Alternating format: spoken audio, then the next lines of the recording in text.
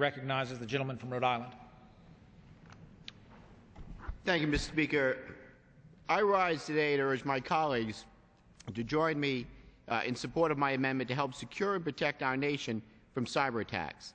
My amendment would basically coordinate federal information security policy by creating a national office for cyberspace, update our federal information security management practices, and establish measures for the protection of critical infrastructure from cyber attacks. Mr. Speaker, this amendment passed the House of Representatives last year without objection. Now, in the intervening year, the threats that we face in cyberspace have clearly multiplied. 3 months ago, the director of the CIA told the Congress that the next Pearl Harbor could very well be a cyber attack. Shortly after, the Los Angeles Times reported on a computer hacker who, in a test of a Southern California water system, took control of the equipment that added chemicals to the water.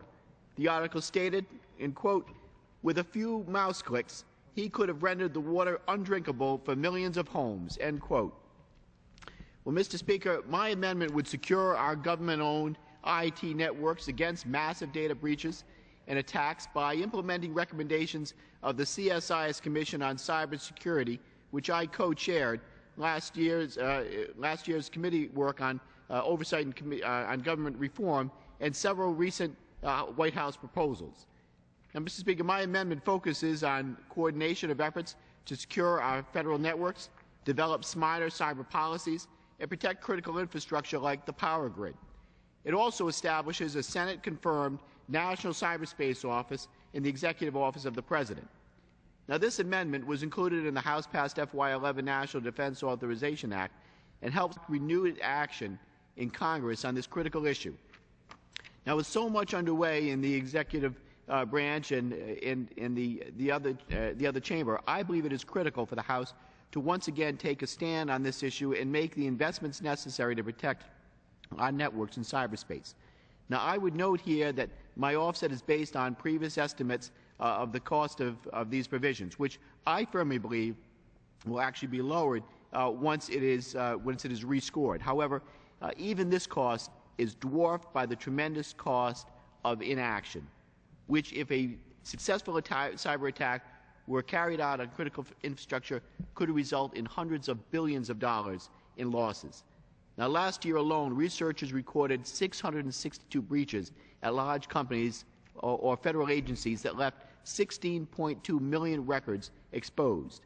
Now, this data enables cyber criminals to prey on citizens and companies, with some estimates putting the cost of cyber threats to our economy at $8 billion annually. But these threats don't just come from criminals. It's believed that there are approximately 1.8 billion attacks on our government servers every month. Now, cyber incidents have targeted some of the most sensitive national security data, potentially allowing a foreign intelligence agency to gain a digital beachhead on our classified and unclassified networks. A larger investment in the security of these networks, which has already been initiated at the direction of the White House, will yield huge efficiencies for our IT systems in the long run, while protecting information critical to our security.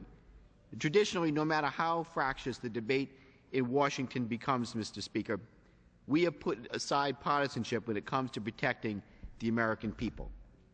Mr. Speaker, cyber attacks pose a clear and present danger to the national security of the United States, and this legislation takes significant steps towards stopping these threats. I urge your support of this amendment to keep our nation safe from cyber attacks. And with that, I reserve the balance of my time. The gentleman